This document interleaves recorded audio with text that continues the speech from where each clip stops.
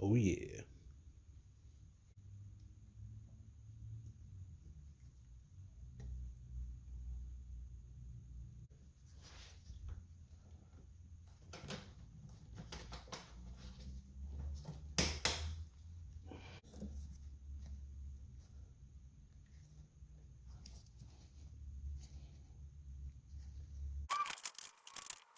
There you go.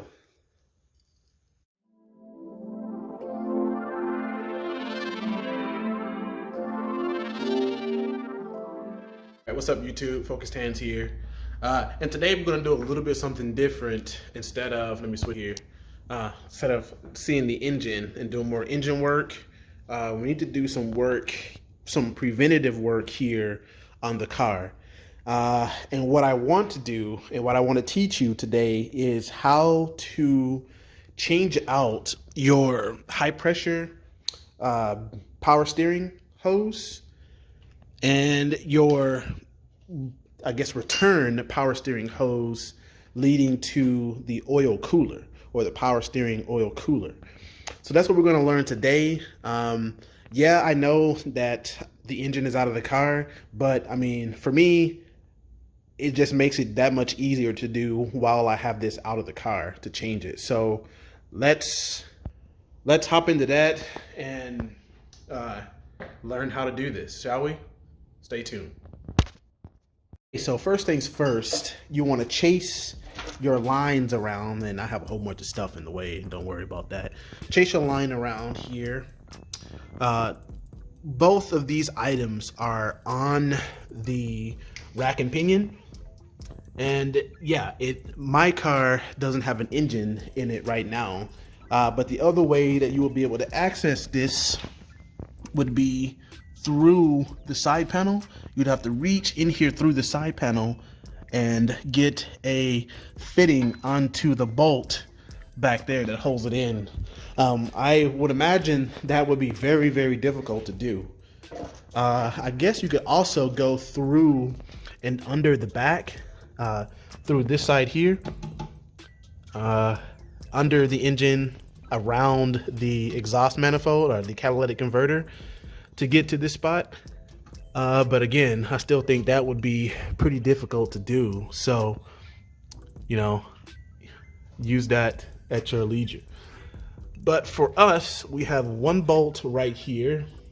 And we also have in here that small little, what looks like a 5mm bolt that you have to take out in order to get this whole pressure hose out of the way. So let's go find out what these are and get these out. Stay tuned. All right, so the bolt to the right is a 6mm. Take the 6mm socket. The bolt to the left right here is a 10mm. Let's reach this down off in here. Let's get this to come off. Yeah, so you're gonna need a 5.5 millimeter to get it off. So keep that in mind.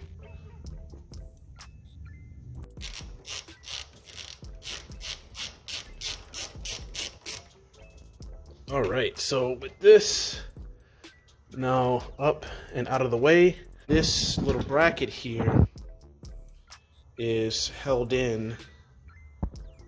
This little bracket here is held in by this little 5mm screw, and it goes over both of these hoses, and it keeps these hoses clamped down from moving around when the car is moving left or right. Now we're going to go remove this 10mm, and we should be able to freely remove the hoses at that point. And this one should be a little tight, so be mindful.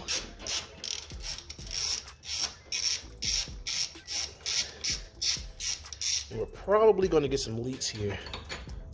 So this one had blue Loctite on it, so remember to reattach that when you go to install yours.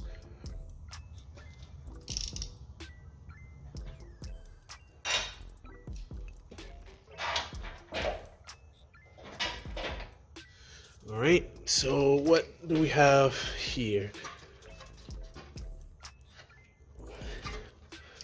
Is there anything else holding it in? Looks like you just gotta pull it out, just like that. Just pull on it. Has a rubber gasket on it, on this edge. You see that right there? Has a rubber gasket. You're gonna want to get that off, and you do the same thing for the other one. You just pull it out, just like that, and don't lose the bolts. There we go. So that's the first part, or the disassembly, and I'll show you what the reassembly looks like. Stay tuned. Do something cool here. I'm going to blow on the end of the oil cooler here to get the rest of what looks like a complete disaster of a mess of transmission fluid or power steering fluid out of the power steering oil cooler. So let's do that.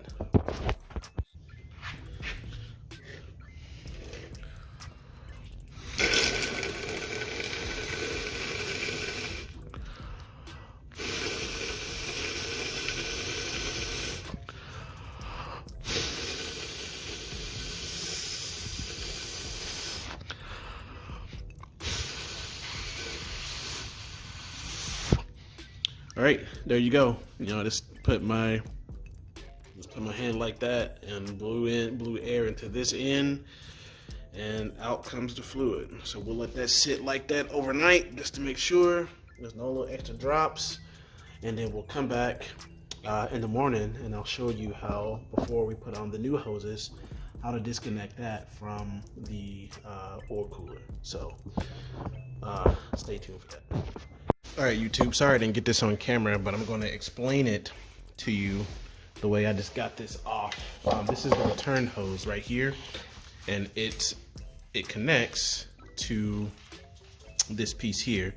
So obviously you're going to reuse this piece, so you don't want to break it on your oil cooler, power steering oil cooler, or you will have leaks and it'll be a very bad day for you. So what I did, instead of getting a transmission tool or a AC line removal tool, is that I went in on each of these tabs here. I dug in a little bit and I pulled the tab up. Let me see, let me turn it so you can see. So I got a little flathead, a little small flathead that could fit up under. Went up under like that, and I pulled each tab up like this, and I slid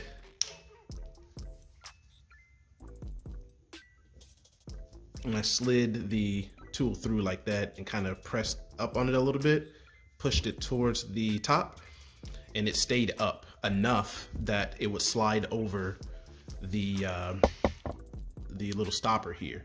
So when I did all four, I was able to pull it off relatively easy, just using a flathead screwdriver. So use it to your ability. Stay tuned. All right, so now with both parts removed from the oil cooler, and this right here is just the reservoir line. So you want to leave that, inspect it to make sure it doesn't have any damage to it, cracks like my, I'm just gonna show you. Really saddened to see this,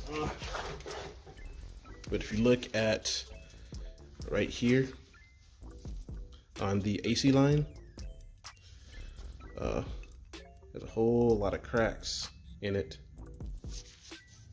And that's just the apparent one, but there's many, like that one, that one, that one, all of those.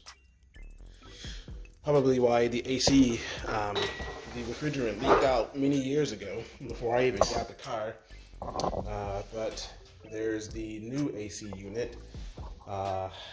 This isn't a video about the engine, so just real quick, you know, I'm just waiting on the alternator to come in and put the belt on, and that part will be complete. I've already started rewiring everything up. It's looking all nice. Remembering where things go. I got to figure out the intake stuff, but we'll get that in another video. This is about the power steering pump hoses. So when you get everything all taken off, like I showed you a clip earlier, now it's time for reassembly. We're going to start back here at the back here, refitting all of our lines and then running those, routing them to the front. And we'll do that now, so stay tuned. So shockingly, the hard part of this whole thing is over, really. Now we got the new hose here. Don't know what that was, but probably wasn't good for me. We have the new hose. Gonna unhatch it, then simply just push it over, just like that. So the return hose is now done. We'll take this and fit it on the car. All right, so make sure that you're routing your hoses right, but take this off and make sure that we have on our rubber O-ring. Yeah, this one to the bottom. All right, your bolts in once we get the other bracket on, and we'll be done. So let me check it real quick just to make sure that I'm right, because I don't exactly remember. And we'll continue, so stay tuned. So yeah, I was right. This one is the return hose spot, and they're color coded. So the return hose is, I guess, silver or whatever this color is, unfinished, or just, I don't know, whatever color that is. It's that, and the high pressure hose, which fits here, is black. So that's how you know how. And then I don't think that this fitting will fit into the high pressure hose anyway. So there's your saving grace there to make sure you're doing it right. Anyway, let's go ahead and get this high pressure hose on so that we can get everything back in order. And don't forget that you need to refit this bracket on before you tighten anything down, because you got to get this to hold it. So I'm going to go ahead and put this back on and we'll continue. All right, so O-rings installed. Actually pretty simple. Just rotate it around one end. All right, so we need to run the line here. And what I mean by that is line it up like it would be if it was going to the car. Once we got to get the bracket in like this and rotate it so it fits in over like that. Okay, that was a chore. So you need the bracket to fit over the hose. Let me see if I can zoom you in because you can't really see. You need the bracket to fit over the hose like that, and it'll get screwed into place like that. And then you need the other hose, or the hose end, to go into the power steering with this bracket fitting over top of the return hose, and then you put your bolt through.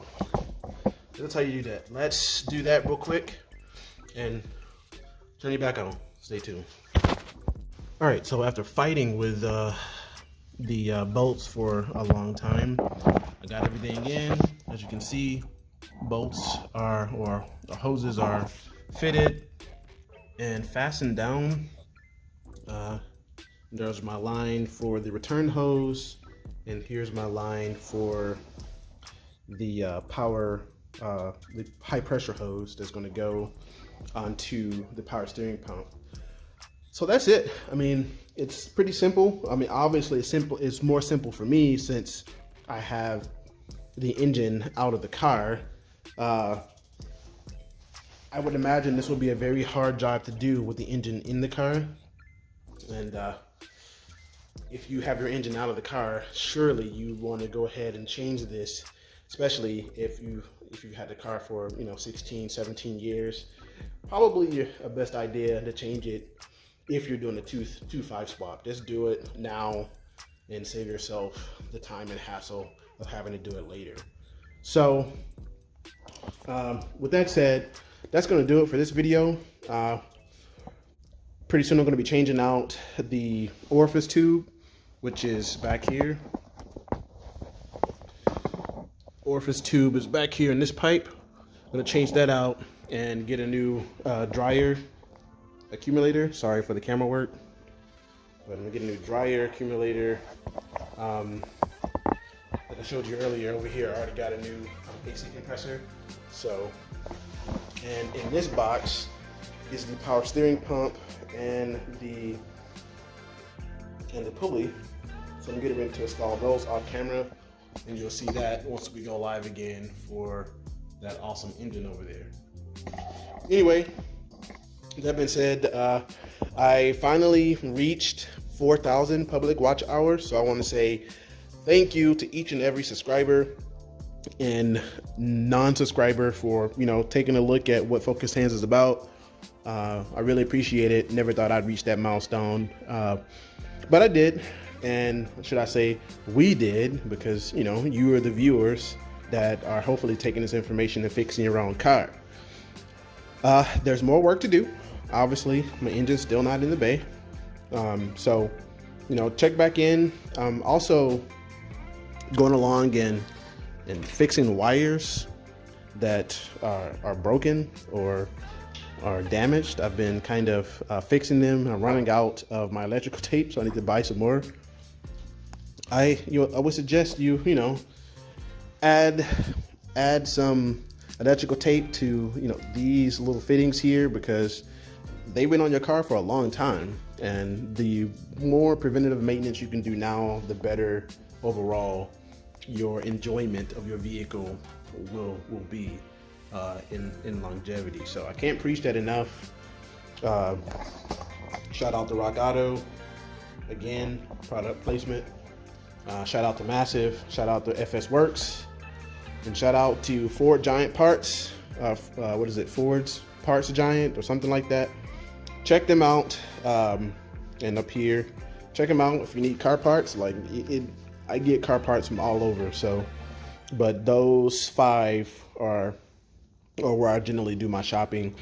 And sometimes, you know, one beats the other on pricing. So, you know, just do your research for what parts you need, and you'll be solid.